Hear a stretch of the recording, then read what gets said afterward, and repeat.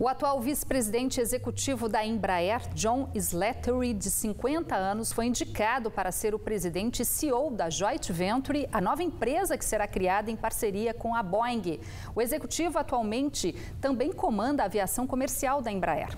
A indicação ainda vai ser submetida à nomeação do Conselho de Administração, o que deve ocorrer somente após a conclusão da transação comercial entre as duas empresas, iniciada há 15 meses e aprovada recentemente pelos acionistas da fabricante brasileira. Slattery é irlandês, graduado na Universidade de Harvard, nos Estados Unidos, e está na Embraer desde 2011. Na nova função, vai atuar na sede da companhia em São José dos Campos. Outros dois nomes anunciados nesta quarta-feira foram de Mark Allen, executivo da Boeing, que terá o papel de preparar a integração de operações entre as duas empresas, e Michael Arthur, novo presidente da Boeing Internacional. O acordo, avaliado em 4 bilhões e 200 milhões de dólares, ainda precisa do aval das autoridades regulatórias. Especialistas na área de economia, ouvidos pelo Band Cidade, acreditam que o anúncio feito ontem pela General Motors de investir 6 bilhões de reais na unidade da montadora em São José dos Campos deve gerar um impacto positivo na economia regional já este ano. O novo acordo prevê a criação de, no mínimo, 400 novos postos de trabalho na planta joseense nos próximos anos. O anúncio da chegada de 6 bilhões de reais para a montadora em São José dos Campos nos próximos 4 anos deixou os trabalhadores aliviados. O último grande investimento na unidade foi em 2008. Para o Sindicato dos Metalúrgicos, a medida é de muita importância. Nós queremos aqui a manutenção total dos empregos aqui dos trabalhadores atuais da fábrica e futuramente está cobrando empresa para estar criando aqui novos postos de trabalho com esse investimento. Em janeiro, a GM enviou um memorando aos trabalhadores de todas as fábricas do Brasil. No comunicado, a montadora alegou que o país vive um momento crítico e estava considerando sair da América do Sul. A mensagem chegou aos funcionários depois da companhia propor uma lista com 28 medidas para evitar o fechamento do complexo industrial em São José dos Campos. A negociação teve muita resistência da categoria, mas em fevereiro aprovou em assembleia 6 itens do pacote proposto. A questão do piso salarial, nós tínhamos um piso de entrada de R$ 2.300, agora as pessoas, os futuros contratados aqui vão entrar com R$ 1.700 de piso e um teto de R$ 4.000. Também tem a questão da PLR, que esse ano aqui ela reduziu, nos próximos anos não. E as flexibilizações de jornada que a empresa também alegava que precisava para fazer os investimentos. Neste mês, o governo do estado lançou um programa de incentivos que irá beneficiar a montadora. Os produtos fabricados em São José dos Campos terão redução de ICMS. Entre 2020 e 2024, a fábrica deve lançar novos produtos da marca e investimentos em tecnologia.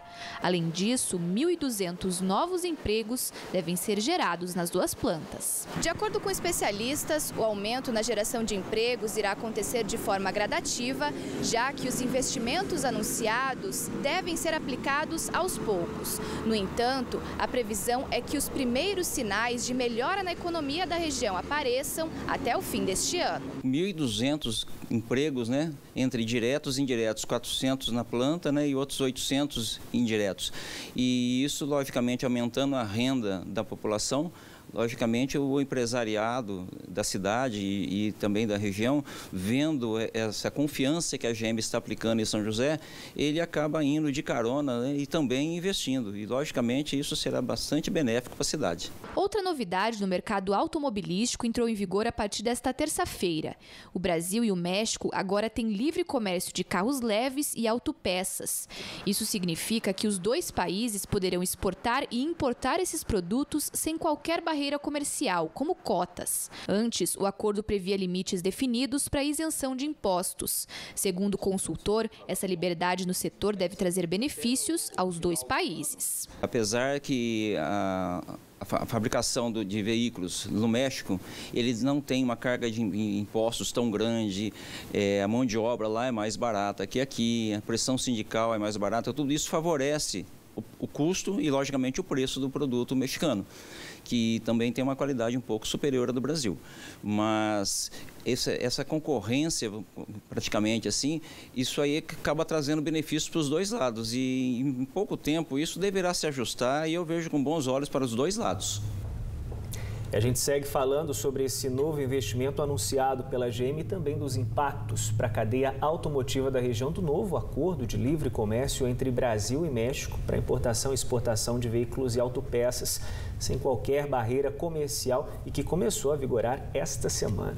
E para falar sobre este assunto, nós recebemos aqui no estúdio a Alexandra Calisto Gioso, que é diretora de Relações Internacionais e Comércio Exterior da Federação e também do Centro das Indústrias do Estado de São Paulo. Muito obrigada pela presença. Obrigada a vocês, boa noite. Bom, Alexandre, eu começo perguntando a você com relação aos investimentos anunciados pela GM.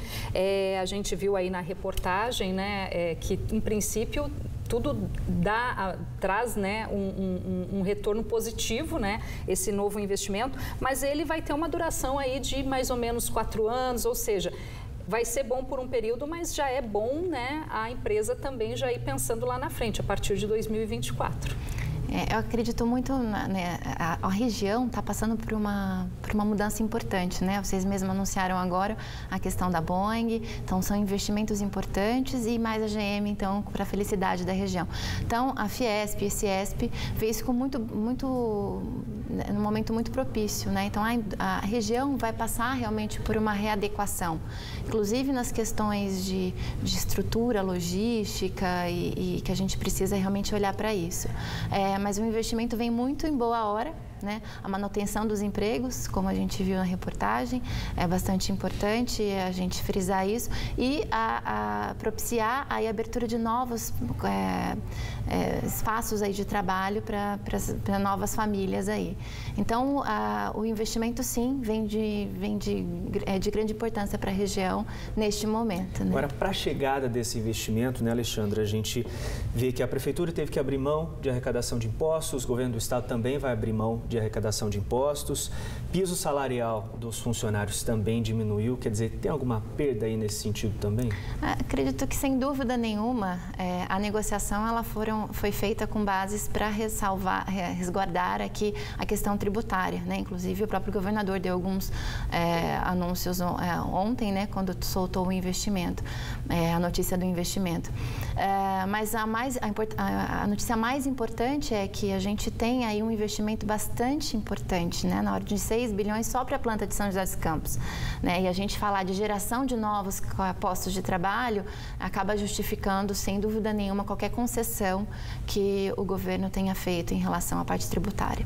Bom, e aqui na região a gente tem não só a GM, mas tem aí outras montadoras, tem a Volks, tem a Ford, empresas que também têm relação comercial com o México, né? E essa semana a gente teve aí uma novidade nessa relação bilateral entre os dois países, que é o livre comércio, pela primeira vez, sem cotas, como vinha sendo anteriormente, desde 2002, se eu não me engano, né? Como é que você avalia? A gente tem como já prever algum impacto positivo, negativo nessa zona de livre comércio que começou a vigorar essa semana? Tá. Antes de até falar da questão do impacto, é importante esclarecer o que nós tínhamos em relação ao acordo. Então, bem como você falou, em 2002 já existiu o acordo bilateral. E o acordo serve justamente para preservar os interesses das indústrias dos dois países. Não é interessante, quando a gente está falando no momento de abertura de comércio, né, internacional, a gente ter uma abertura unilateral. Então, o acordo é um instrumento de trabalho que o governo tem para negociar interesses de cada país. Então, a redução a zona de livre comércio era um processo natural. Que já estava previsto, em algum momento ia acontecer. Isso, então, processo natural, e isso é positivo para a questão do acordo, porque é uma negociação que foi lá em 2002 feita e a gente está cumprindo isso. Então, os interesses da indústria foram negociados do lado do Brasil e do lado do México. Vai ser bom para a região. Sem dúvida nenhuma, né?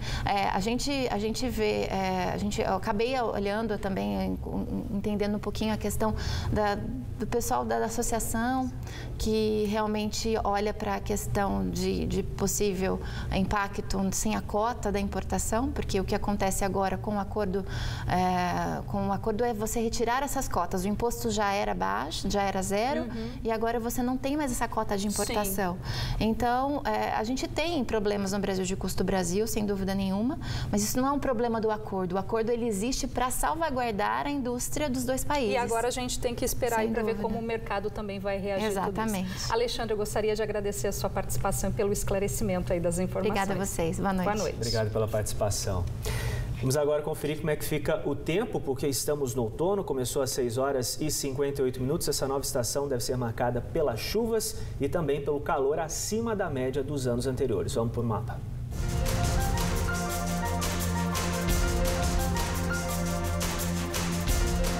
Em Campos do Jordão e Monteiro Lobato, mínima esperada de 16 e máxima de 21 graus. Em São José dos Campos, manhã ensolarada, faz 29 graus na cidade. Chances de chuva no final do dia.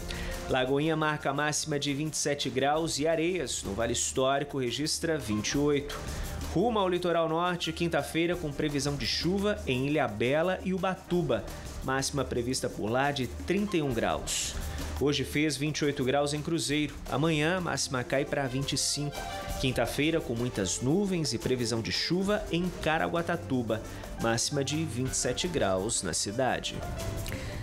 Depois do intervalo, no Novo Basquete Brasil, o São José perde para o Corinthians. E ainda, Grupo Bandeirantes de Comunicação no Vale do Paraíba recebe homenagem do Corpo de Bombeiros do Estado de São Paulo. Hora certa para você, 7 horas e 11 minutinhos. Continue com a gente, já que estamos de volta.